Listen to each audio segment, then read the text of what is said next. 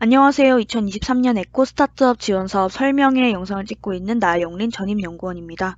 3편은 에코 스타트업 사업비 작성 방법에 대한 내용입니다. 먼저 사업비는 사업계획서와 내용이 맞게 구성하셔야 한다는 점 안내드립니다. 사업비 비목에 들어간다고 해서 다 사용 가능한 것이 아니라 저희한테 제출하시는 계획서랑 과제 내용에 맞아야 사업비로 승인을 해드릴 수가 있습니다. 이제 사업비 구성 관련 내용을 한번 보겠습니다. 사업비 계산 방법에 대해 먼저 설명을 드릴 건데요. 예비 창업자 분야의 경우 사업화 자금이 최대 6천만 원이 지원이 됩니다.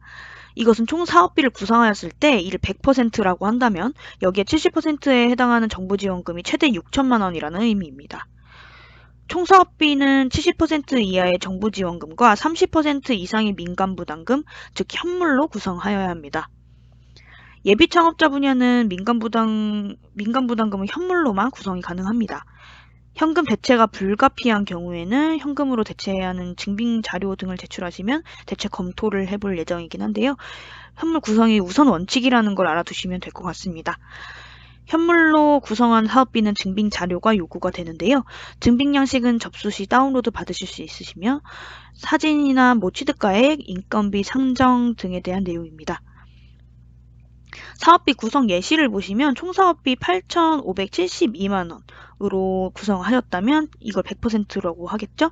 이걸 정부 지원금 6천만 원으로 구성을 하였다면 이게 약 70%로 적합하게 구성하였다고 볼 수 있습니다. 정부 지원금은 70% 이하이기 때문에 예를 들어서 총 사업비의 60%를 정부 지원금으로 하고 40%를 민간 부담금으로 구성하겠다. 이것도 가능합니다.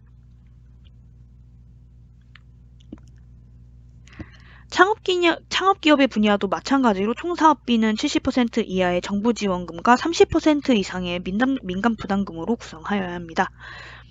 창업기업 분야는 사업화 자금이 최대 1억 2천만 원 지원됩니다. 총 사업비를 구성하였을 때 이를 100%라고 한다면 여기 70%에 해당하는 정부 지원금이 최대 1억 2천만 원이라는 의미입니다. 다만 창업기업 분야의 경우에는 민간 부담금은 현금 10% 이상, 현물은 20% 이하로 구성하셔야 합니다. 마찬가지로 현물을 구성한 사업비는 증빙자료가 요구되고요. 증빙 양식은 접수 시 다운로드 받으실 수 있습니다. 여기 밑에 예시 보시면은 총 사업비를 1억 7,143만 원으로 100%로 해서 사업비를 구성을 했을 때 1억 2천만 원이 약 70%이기 때문에 적합하게 구성했다고 볼 수 있고요. 여기 민간 부담금 같은 경우에는 전체 사업비의 10% 이상을 현금으로 20% 이하를 현물로 이렇게 구성을 해주셔야 합니다. 성장 창업 기업 분야의 경우도 마찬가지로 총 사업비는 70% 이하의 정부 지원금과 30% 이상의 민간 부담금으로 구성하여야 합니다. 성장 창업 기업 분야는 사업화 자금이 최대 2억 5천만 원 지원됩니다. 총 사업비를 구성하였을 때 이제 100%라고 한다면 여기에 70%에 해당하는 게 정부 지원금이 최대 2억 5천만 원이라는 의미입니다. 다만 성장 창업 분야도 여기 현금을 총사업비의 10% 이상, 현물을 총사업비의 20% 이하로 구성을 해주셔야 합니다. 마찬가지로 현물로 구성한 사업비는 증빙 자료가 요구되고 증빙 양식은 접수 시 다운로드 받으실 수 있습니다. 이거 관련 내용은 접수 페이지에서 다운로드 받으실 수 있는 저희 공고안 49페이지에 공고안에 여기 다운로드 받으실 수 있는 공고안에 49페이지에 자세하게 나와 있습니다. 확인 한번 부탁드리고요.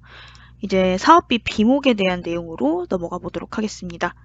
비목 및 세목 관련 내용 공고안 51페이지에 자세하게 나와 있습니다. 이게 해당 내용인데요. 사업비 구성하실 때 정독하고 구성하셔야 하고 과제 관련 사업비만 계상하도록 되어 있습니다. 사업비 구성의 타당성 또한 평가 항목 중 하나입니다. 관련 내용 확인 후 구성해 주시길 바라고요. 주요 내용이 있는 비목을 간단하게 짚어서 설명해 보도록 하겠습니다. 인건비는 4대 보험 중 1개 이상 가입된 소속 임직원에 대해 과제 참여율에 따라 지급하는 급여입니다. 인건비는 총 사업비의 50%를 초과하여 집행할 수 없으며 대표자와 민법상 친군속 관계에 있는 사람은 인건비로 집행할 수 없습니다. 대표자 인건비는 민간 부담금 현물로만 집행 가능합니다. 참고로 대표자를 제외한 소속 임직원의 4대 보험비는 인건비 비목으로 집행 가능합니다.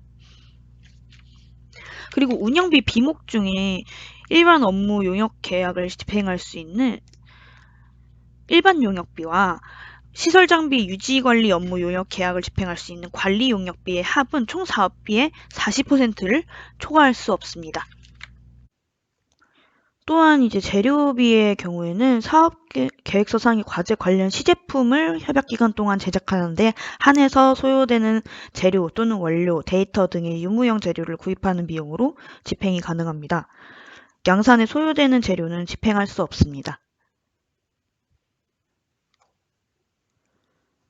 그리고 유형자산 비목의 자산취득비는 기계장치, 공기구 및 공정 비품의 경우 사업계획서상의 과제 관련 시제품을 협약기간 동안 제작하는 목적에 기계 또는 설비, 공구, 기구, 공정용 비품 등을 구입하거나 외주 제작하는 비용만을 집행할 수 있으며 이제 차량 구입은 불인정합니다.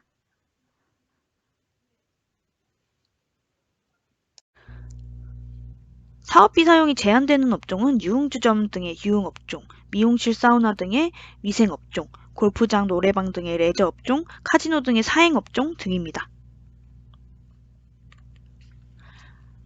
이제 왼쪽에 보이시는 이 화면이 이게 왼쪽 사진이 접수 시 필수 제출 서류인 사업계획서의 사업비 작성 부분입니다. 작성 시 유의사항을 좀 안내를 드리겠습니다. 총 사업비 기준 구성 비율은 필수적으로 표기를 해주셔야 합니다. 산출 근거는 최대한 구체적으로 기재해 주시기 바랍니다. 또한 위탁 회계 정상비는 필수적으로 기입해 주셔야 하는데요. 사업 종료 기술원에서 지정한 회계기관에서 진행하는 지원 사업 사업비에 대한 회계 정산에 대한 비용을 말하는데요. 이는 정부지원금으로 계상을 해야 됩니다. 기업의 일반 회계는 해당 내용이 아닙니다. 민간부담금 중 이제 현물은 이미 보유하고 있던 기계장비와 협약 기간 동안 예상되는 참여 인력 인건비로 구성을 합니다. 인건비는 대표자랑 기존 과제 참여 인원, 과제 참여 예정 인원에 대한 인건비 계상이 가능합니다. 이 중 예정 직원에 대한 인건비가 미집행될 경우에는 미집행 비율에 따라서 정부 지원금 환수가 이루어집니다. 이미 보유하고 있던 기계장비의 경우에는 취득가액의 10%만 계상합니다. 이는 구매 내역 영수증, 세금 계산서 등의 취득가액 확인 증빙 자료 또는 쇼핑몰 캡처 사진 등의 시장가 증빙 자료를 제출해야 합니다. 민간 부담금 중에 현물은 방금까지 설명을 드렸고요. 현금은 협약 기간 내 사업 과제와 관련하여 사용 예정인 비목을 산출하여서 기재하시면 됩니다.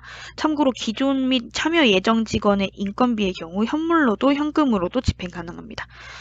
현물과 마찬가지로 미집행 시 미집행 비율에 따라 정부 지원금 환수가 이루어집니다. 현금의 경우는 현물과 다르게 신청 시 증빙자료 제출은 필요가 없고 선정이 되시면 협약 체결 전에 통장 잔액 증명서를 제출하셔야 됩니다. 이렇게 사업비 구성 관련 내용을 설명드렸습니다. 감사합니다.